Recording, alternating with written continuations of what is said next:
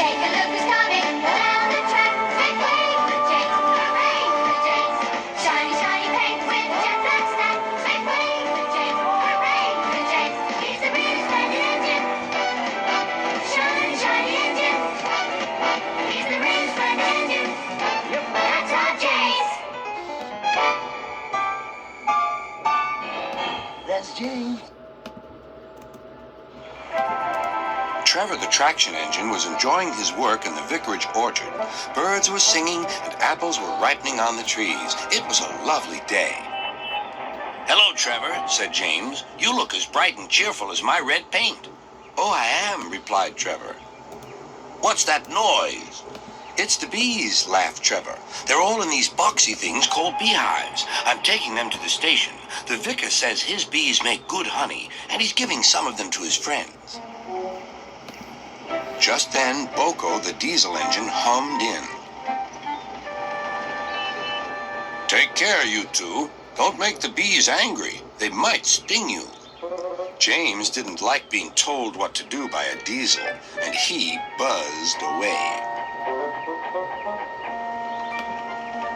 "Goodbye, Trevor," called Boco, and set off to see Duck at the next station. Bill and Ben, the tank engine twins, were busy arranging cars, but they scampered off when they saw Boco. "I remember the first time I met those two," laughed Boco. "They nearly made my eyes pop out. Edward soon put a stop to their games."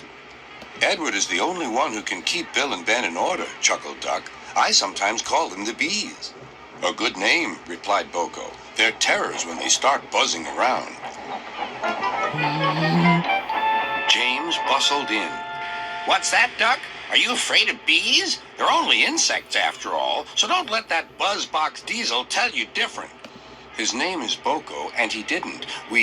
I wouldn't care if hundreds were swarming around. I'd just blow smoke and make them buzz off." "Buzz, buzz, buzz," retorted Duck. The next morning, James arrived at the station to collect his coaches. The passengers were excited and keen to get on board. The platform was crowded, and the porter was in a hurry. "Mind your backs," he shouted. Then there was trouble. The beehive fell and broke open. The station cleared like magic. James heard a familiar buzzing. The bees were too cold to be cross, so they buzzed around the fireman, hoping he'd mend their hive. But he didn't understand, nor did his driver, so the bees turned to James. His boiler was nice and warm. Buzz off," hissed James. One bee burnt his foot. "Ooh, ooh." The bee thought James had burnt him on purpose.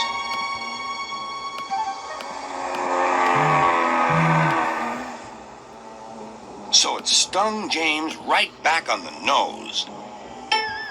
"Eee!" whistled James. He had had enough. So had his fireman and driver. They didn't notice till too late that they had left all their coaches behind. They tried everything to get rid of the bees. First they spun on the turntable, but to no avail. They tried washing them off, but the bees clung harder to James's warm boiler. Then they tried smoking them off by going through a long tunnel, but still the bees wouldn't go away. "It's no good, James," said his driver. "We'll just have to go back to the orchard and fetch another hive." James's reply was drowned by the sound of buzzing. The vicar was waiting anxiously for James. When he arrived, the bees swarmed straight into their new home.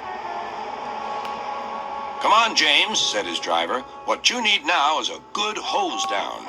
"Okay, sir," said me. Later that evening, James was resting in the shed when the vicar came to see him. "Thank you for saving my bees," he said. "It's a pity it's not Christmas. Then we could call you James the Red-Nosed Engine." Everyone laughed, even James. But instead, they decided to call James the Bee's Knees, which means they thought he was more useful than ever.